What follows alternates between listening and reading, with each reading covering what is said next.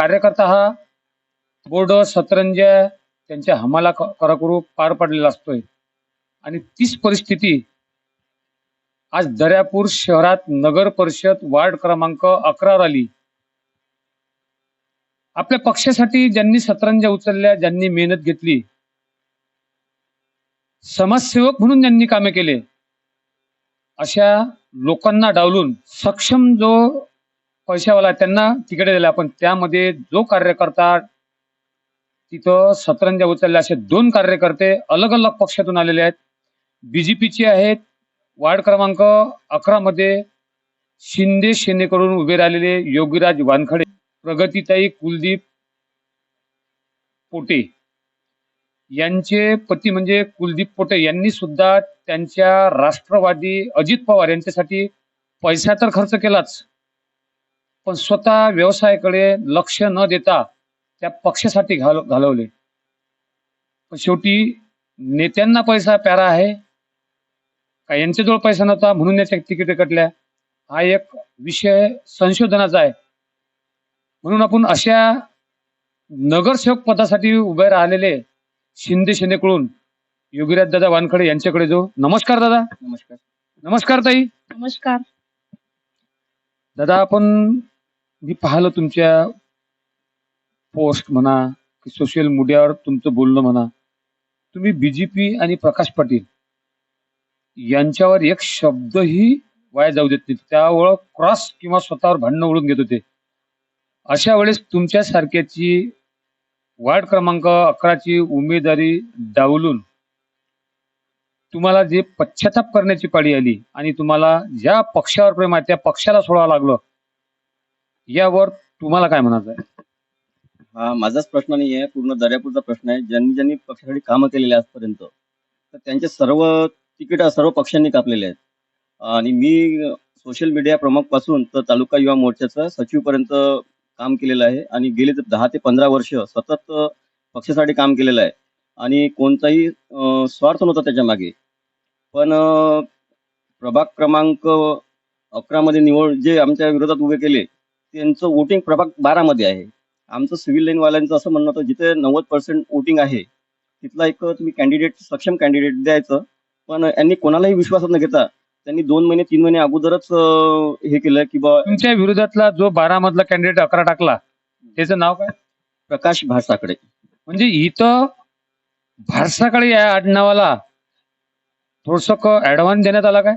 हो नक्कीच. आणि नावाला पण थोडं हे झालेलं आहे की प्रकाश भासाकडे एक वेटेज नाव असल्यामुळं त्यांना वाटलं की त्यांना उमेदवारी द्यावं आणि पैशाने पण भक्कम असू शकतात असं हे आहे. तुम्ही 14 ते 15 वर्षापासून या पक्षात, आता मी हमाली म्हणेल कारण पहिल्यांदा जर मी हमाली म्हटलं असतं तर तुमच्या तळपायाची आग मस्तकात जात होती. तो तुम्हाला अनुभव कमवला. आपण 2014 पासून पक्ष कसे झाले हे तुमच्या लक्षात आलेलं आहे.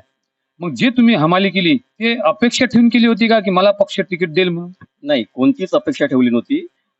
सरळ आता यांनी वाटाघाटी केली. त्यांच्यामध्ये कुलदीप आमचे भाऊ आहेत, कुलदीप यांचं नाव होतं समोर राष्ट्रवादीकडनं आणि इकडून आपले कुलदीप हे राष्ट्रवादीकडून. मी फक्त तुम्हाला तुमच्या पक्षाच्या बाबतीत बोलून आलो.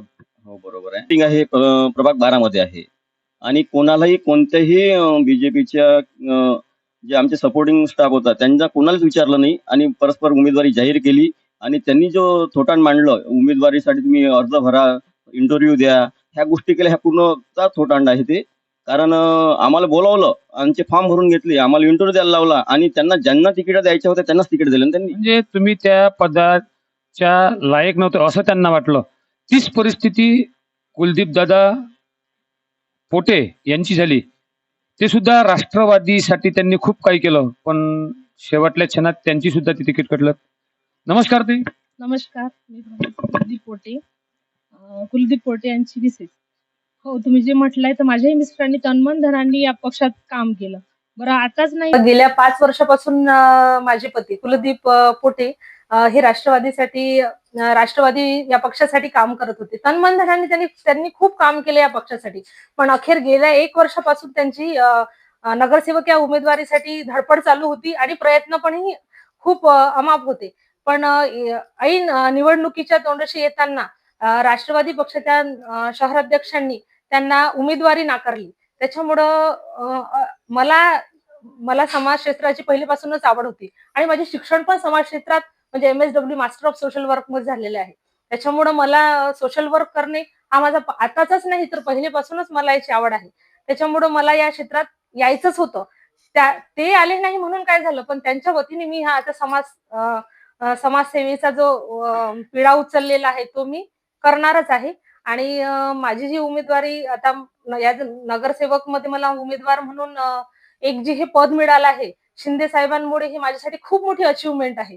या पक्षात मी जेव्हा प्रवेश केला तेव्हा मला या पक्षाचं म्हणजे काही माहितीही नव्हतं. पण आता शिंदे साहेबांच्या म्हणजे लाडका भाऊ सर्वांनाच माहित आहे आणि लाडक्या बहिणींसाठी त्यांनी काय केलं आहे, ह्या काय योजना आहेत ह्या मला वेगळं सांगायची गरजही नाही. त्याच्यामुळं ह्या पक्षाचंच एक असं प्रभुत्व आहे सर्वांवर, की प्रत्येक ठिकाणी भगवा तर भगवाच राहणार आहे. तुमच्या प्रभाग क्रमांक 11 मध्ये ज्या असुविधा आहेत त्या कोणत्या आणि सुविधा तुम्हाला कोणत्या करायच्या आहेत? मी पहिल्यांदा योगीराज दादाकडे जातो, नंतर ताईकडे जाईल.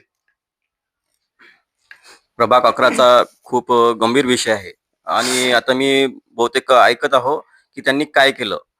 काय केल्यापेक्षा त्यांनी काय करायला पाहिजे होतं.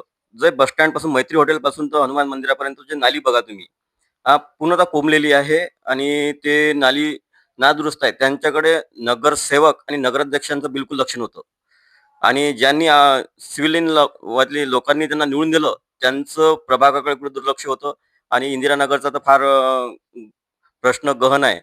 बहुतेक ज्यांना घरकुलं द्यायला पाहिजे होते त्यांना डावलून चांगल्या लोकांना त्यांनी घरकुलं दिले. कुठेतरी नगर परिषद किंवा काही कोणीतरी मॅनेज करून सगळं हे केलं. जे प्रॉपर लोक ज्यांना घरकुलं सक्त आवश्यकता होती त्या लोकांना त्यांनी डावललं. योगीराजांनी जे म्हटलंय ते एकदम योग्य आहे. गटाराची जी इंदिरानगरमध्ये समस्या आहे, प्रभाग 11 मधील इंदिरानगरचा जो काही भाग आहे तिथे गटाराची खूप मोठी समस्या आहे. तर मला वाटते सगळ्यात पहिले अंडरग्राऊंड नाल्या तिथे झाल्या पाहिजे आणि त्याचबरोबर अजून तिथली जी लोक जनता आहे तिथे PR कार्डची त्यांना आपण सुविधा दिली पाहिजे. त्या भागात समजा इंदिरानगरचा जो काही भाग आहे त्या भागात सांस्कृतिक भवन आपण पुढच्या दृष्टीच्या विकासाने आपण सांस्कृतिक भवन जर तिथे उभारलं तर बऱ्याचशा लोकांना तिथे त्यांच्या ज्या कलेला आहे ते वाव मिळणार आहे. दादा, दोघांना माझा एकत्रित प्रश्न असा राहील की तुमचं इथे वार्ड क्रमांक 11 मध्ये विजयाचं समीकरण काय राहील? विजयाचं समीकरण म्हटल्यापेक्षा ज्यांनी आजपर्यंत जे नगरसेवक होऊन गेले त्यांनी काय केलं तेच आमच्या विजयाचं समीकरण आहे. त्यांनी कोणतेही विकास कामं केले नाहीत आणि विशेष म्हणजे प्रभागात 3 वर्ष 4 वर्ष फटकलेच नाहीत. जे माझे नगरसेवक होते हे विजय झाल्यानंतर 3 वर्ष नगरात फटकले नाहीत. कुठं जेव्हा त्यांना आपले कोणीतरी क्रॉस करायला लागलं तेव्हा त्यांना एक नगर आठवलं. त्यांच्यासोबत आपले हर्षुताई निर्मळ उभ्या होत्या. मग आम्ही काही नगरातील ज्या तक्रारी असतात मुद्दा तुमचा भटकला. तुमचं विजयाचं समीकरण म्हणजे इथे जे व्होट तुम्ही मिळवसाल ते कोणत्या कोणत्या आणि कशा कशा प्रकारे मिळवसाल? जाहीरनामा प्रसिद्ध केला आहे. त्याच्यावरच आमचं विजयाचं समीकरण आहे. आम्ही सर्व गोरगरीब जनतेला सोबत घेऊन चालणार आहे. आम्ही कुठेही पैसे आणि दारू मटणाच्या पार्ट्या करून आम्ही काही जिंकणार नाही आहे. आम्ही दोघंही आणि प्रगतीताई किंवा कपिल भाऊ मी आम्ही सर्वसामान्य घरातील आहो आणि आम्ही लोकांसोबत जुळलेलो आहो. आम्ही कुठून काही इम्पोर्ट केलेले लोकप्रतिनिधी नाही आहे किंवा आम्ही एक VIP घरातून आलेलो नाही आहे. आम्ही इम्पोर्ट नाही पण तुम्ही एक्सपोर्ट झाले ना. हो बरोबर आहे. एक्सपोर्ट झालो तर एक्सपोर्ट होण्याचं कारण सर्व आमच्या सिव्हिल लाईन मधील जनतेला माहित आहे एक्सपोर्ट का झाले. तुमचं विजयाचं समीकरण काय? आमचं विजयाचं समीकरण सारखंच असणार आहे की इंदिरानगर मधील म्हणजे हा जो भाग आहे गोरगरिबांसाठी सर्वात सुसज्ज अशी अभ्यासिका, डिजिटल अभ्यासिका जर इथे तयार झाली तर सर्व विद्यार्थी म्हणा की कुणालाही ज्याला स्पर्धा परीक्षा द्यावायच्या आहेत त्याच्यासाठी एक सुसज्ज अशी एक सुवर्ण संधी मिळेल त्यांना. ज्या सर्वसामान्यांच्या समस्याचं निवारण करू शकतात त्यांना निवडून द्यायचं आहे का जे एसीत बसून प्रभागात यांच्या म्हटल्याप्रमाणे फिरकत सुद्धा नाहीत त्यांना निवडून द्यायचं आहे? हे सर्वस्व प्रभाग क्रमांक 11च्या तुम्हाला ठरवायचं आहे.